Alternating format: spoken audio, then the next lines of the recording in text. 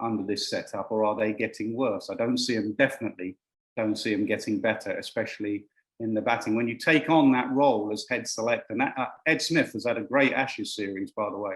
So when you take on that role as national selector and everything, the accountability stops at your door, you better make sure, A, you win games, and B, you make some good decisions. And as Athas said right at the top of this podcast, some of the decisions have been shocking, really. And, you know, Athas went through the fundamentals there. He didn't mention the decision-making.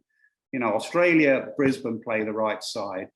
Adelaide play the right side. They bring in Richardson for that test. He gets 5 for. They bring in Borland, the horses for courses. They're selecting the right horses for courses. We're selecting the right horses for courses, but at the wrong venues. You know, it's just like the decision-making in this tour has been abysmal. It's not just this tour. You go back to Ahmedabad with 4 seamers under lights and 28 of the 30 wickets fall to spin and the game's over in 2 days. So there's a history of errors and decision-making. You go back to Lords against New Zealand where there's a full house and there's a potential of a run chase.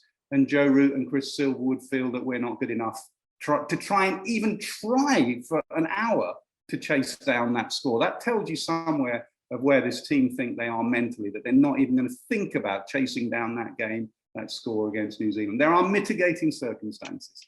It cannot be easy. England play more test match cricket than anyone else, and it cannot be easy. England coach in COVID times, and he does have to look after the mental well-being and the mental welfare of his players, and he has done that, and I applaud him for that.